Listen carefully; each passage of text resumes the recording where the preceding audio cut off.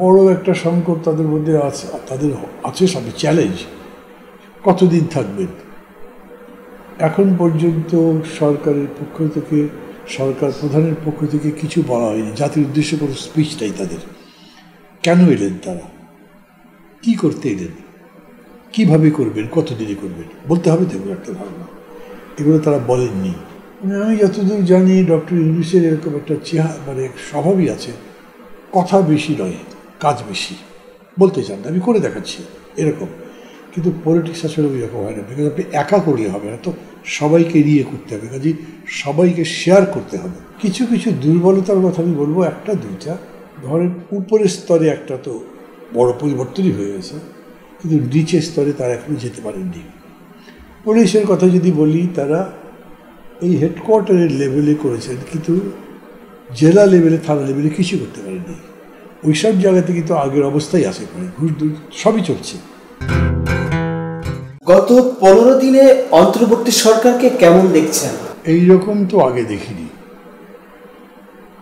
এর আগে যে অন্তর্বর্তী সরকার একটা হয়েছিল শাহাবুদ্দিন সাহেবের, সেটাও বেশ নাম করেছিল, কিন্তু তার এজেন্ডা ছিল খুবই লিমিটেড, ফোকাসড প্রধানত নির্বাচনের উপরে।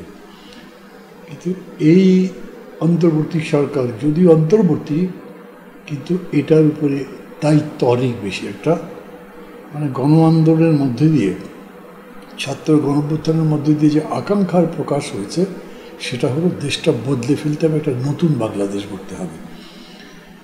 এইটা তো বাংলাদেশের সব কিছুকেই টাচ করবে, হিউজ টাস্ক। এটা করতে কোনো কোনো দেশের 20 বছর 25 বছর লাগে, এটা লাগাতার তো একটা বিষয়।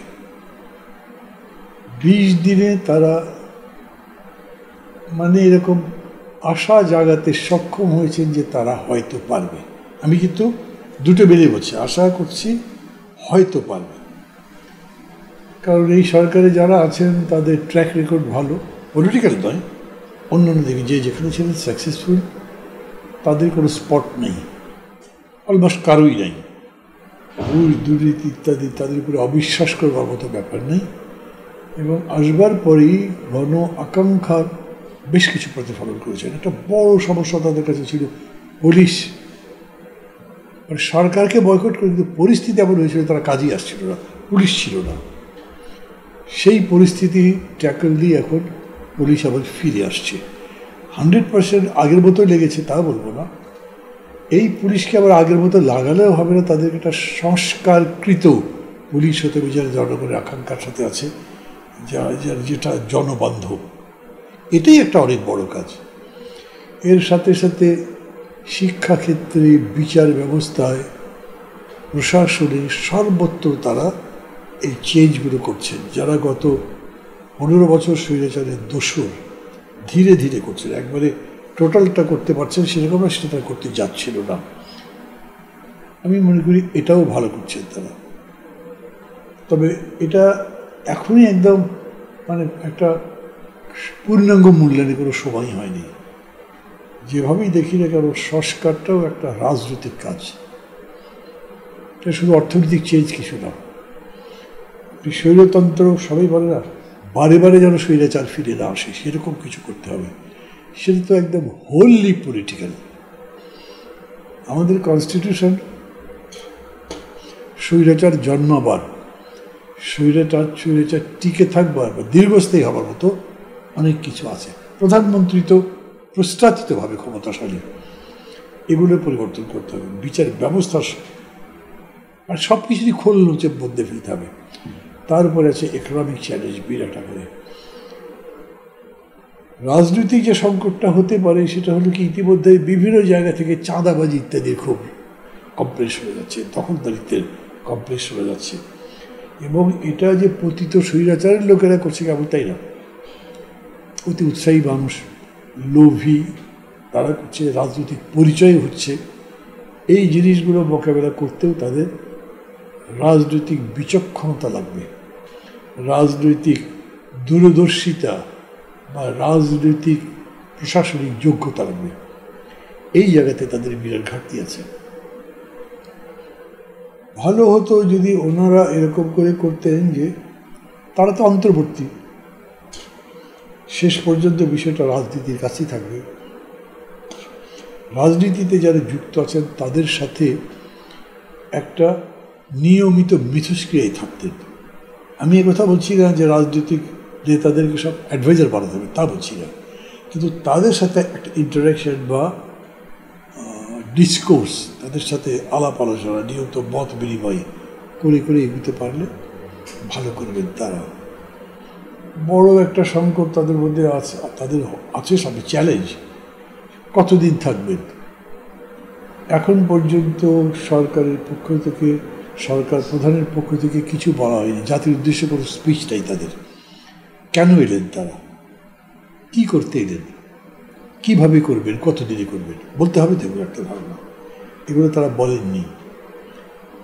আমি যতদূর জানি ডক্টর ইউনূসের এরকম একটা মানে স্বভাবই আছে, কথা বেশি নয়, কাজ বেশি, বলতে চান না, আমি করে দেখাচ্ছি এরকম।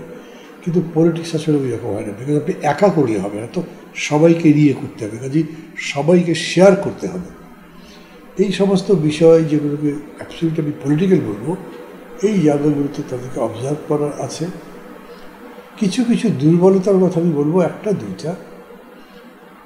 সেটা হচ্ছে যে ধরেন উপরের স্তরে একটা তো বড় পরিবর্তনই হয়ে গেছে, কিন্তু নিচের স্তরে তারা এখনো যেতে পারেননি।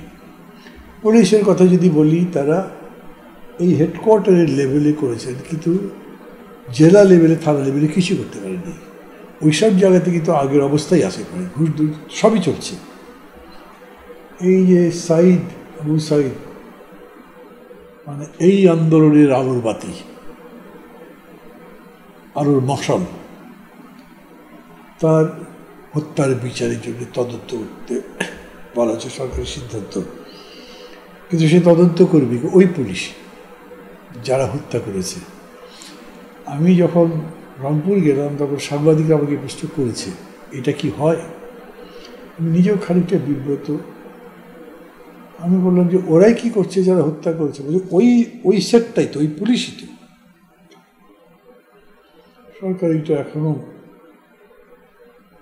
এখন পর্যন্ত কিছু করতে পারেন নাই, মানে ওই লেভেলে তারা যেতে পারেন নাই বলে। তারপরে এই যে দখলদারিত্ব বা যা হচ্ছে, গতকালকে প্রথম আলোতে পরিবহন খাতে চাঁদাবাজির উপরে লেখা হয়েছে, এখন কিভাবে নতুন নেতৃত্ব আসছে তারাও চাঁদাবাজি করবেন এরকম মনে করছে তারা। এটা ঠেকাবেন কি দিয়ে, কীভাবে? দ্রব্যমূল্য খানিকটা কম, চাঁদাবাজি কমেছে বলে, কিন্তু এই চাঁদাবাজি কমেছে যে এই প্রশাসনের কোনো ক্রিয়ায় নয়। নতুন একটা গভর্নমেন্ট আসছে, একটা অভ্যুত্থানিক পরিস্থিতির মধ্যে চাঁদাবাজি কমে গেছে। যে টোল নিত রাস্তায়, ওটা কমেছে, তাই জিনিসের দামও কিছু কমেছে। কিন্তু দাম আরও কমা উচিত, কমতে পারে সিন্ডিক্যালিজম যদি বন্ধ করতে পারে। এটা অসম্ভব কোনো কিছুই বলছি না আমি, কিন্তু এখনও তার জায়গায় হাত দেয়নি। অর্থনৈতিক সংকট তো আছেই। চীনের কাছে অলরেডি আমরা চিঠি দিয়েছি, তাদেরকে অনুরোধ করেছি যে আপনাদের ঋণ শোধ করতে আমাদের দেরি হবে, সময় দেন। রিজার্ভের ক্রাইসিস আছে, এখন কি এক্স্যাক্ট পজিশন আমি জানি না, এর মধ্যে কোনো লেখাটেখার কথা দেখিনি। অর্থনীতির এই জায়গাতে খুব বড় সমস্যা, ব্যাংকে আবার শৃঙ্খলা প্রতিষ্ঠা করা। কনস্টিটিউশনে মানে একটা তো আছে না, রুটিন ওয়ার্ক করবেন আপনি, কিন্তু রুটিন ওয়ার্ক করবেন তাহলে আপনি একটা ভোট দিলে সেই ভোটে প্রধানমন্ত্রী হলে এই ক্ষমতা নিয়ে প্রধানমন্ত্রী, তো তাহলে আমি এত রক্ত দিলাম কেন? আপনাকে একটা লাগাম দিতে হবে, তার মানে কনস্টিটিউশনে হাত দিতে হবে আপনাকে।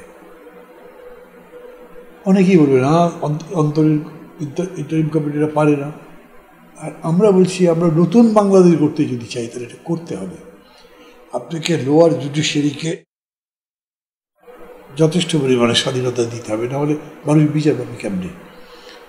যেভাবে বিচার ব্যবস্থাকে কেন্দ্রীভূত করে রেখেছেন ঢাকার মধ্যে, এটাকে ডিসেন্ট্রালাইজ করতে হবে, টোটাল ডিসেন্ট্রালাইজেশন লাগবে। ক্ষমতা যত আপনি বিকেন্দ্রীকৃত করতে পারবেন, বুঝবেন তত আবার স্বৈরতন্ত্র ফেরা কষ্টকর হবে। এক ব্যক্তির হাতে ক্ষমতা গেলেই উনি এককভাবে কাজ করতে পারেন, কিন্তু ক্ষমতা বিকেন্দ্রীকৃত হলে উনি একা ক্ষমতা কন্ট্রোল তো করতে পারেন না। এবার সবাই এটা বলেন যে স্বৈরতন্ত্রের লাগাম টানবার জন্যে বিকেন্দ্রীকরণ দরকার। ওইটার জন্য আপনার কনস্টিটিউশন হাত দিতে হতে পারে। যেমন প্রধানমন্ত্রীর ক্ষমতা কমাতে হবে, আপনাকে পাওয়ারের ব্যালেন্স আনতে হবে।